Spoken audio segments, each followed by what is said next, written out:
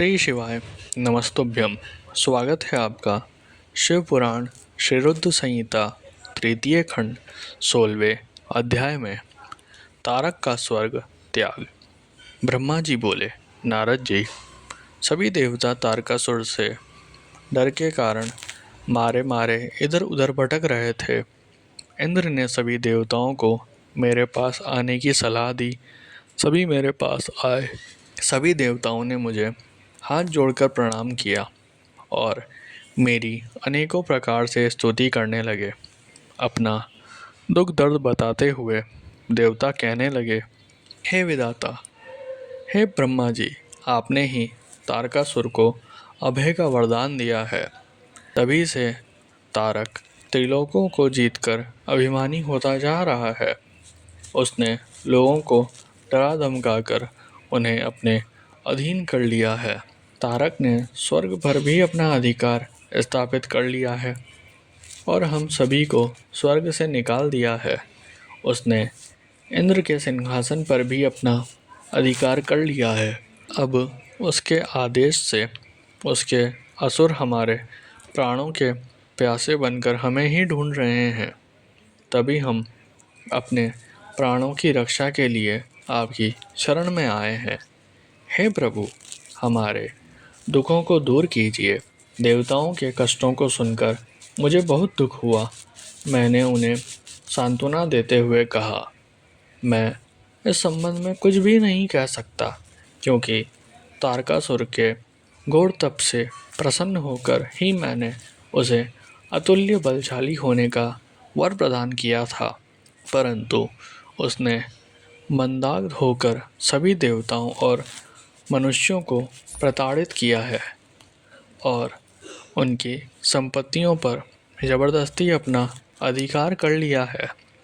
इसलिए अब आप भी इस बात से निश्चित रहिए कि एक दिन तारकासुर का विनाश अवश्य ही होगा। उसकी मृत्यु जरूर होगी, पर इस समय हम विवश हैं।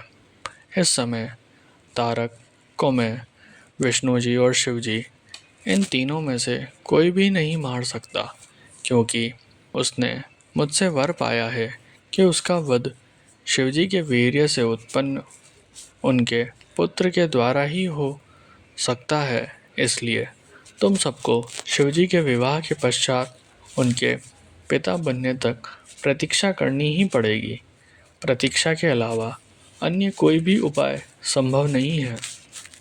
यह सुनकर इंद्र सहित सभी देवता असमंजस में पड़ गए तथा पूछने लगे कि प्रभु महादेव जी की प्रिय पत्नी सती ने तो अपना शरीर योगाग्नि में नष्ट कर दिया है। अब वह कैसे और किससे विवाह करेंगे और ये कैसे संभव हो सकेगा। तब मैंने उन्हें बताया कि प्रजापति दक्ष की पुत्री और त्रिलोकीनाथ शिवजी की प्राण वल्लभा सती हिमालय पत्नी मैना के गर्भ से जन्म लेकर बड़ी हो गई है। उनका नाम पार्वती है। पार्वती ही भगवान शिव की पत्नी बनने का गौरव प्राप्त करेगी। अतः अब तुम भगवान शिव के पास जाकर उन्हें विवाह के लिए राजी करने की कोशिश करो। शिव पार्वती का पुत्र ही तुम्हें तारकासुर के भय से मुक्त करा सकता है। अतएव तुम भगवान शिव से प्रार्थना करो कि वे पार्वती के साथ विवाह करने के लिए राजी हो जाएं।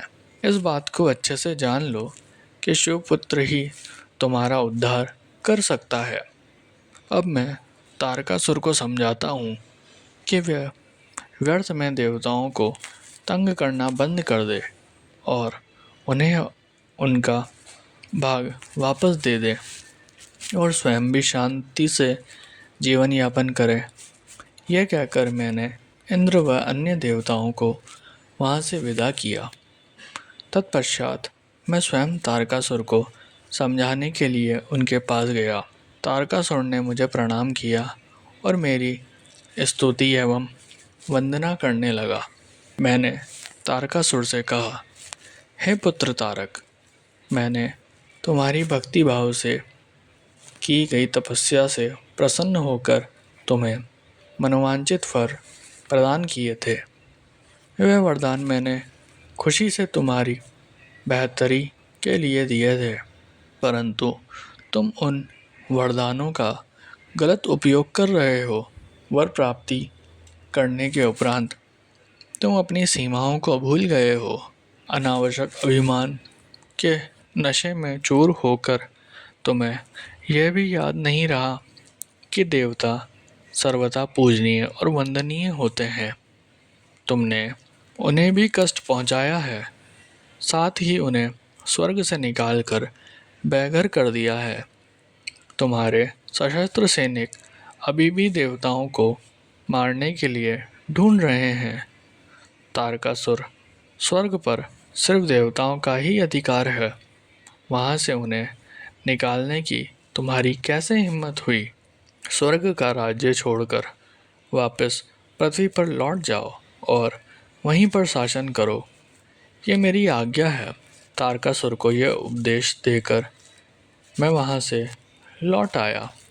तत्पश्चात तारकासुर ने मेरी बात का सम्मान करते हुए स्वर्ग का राज्य छोड़ दिया।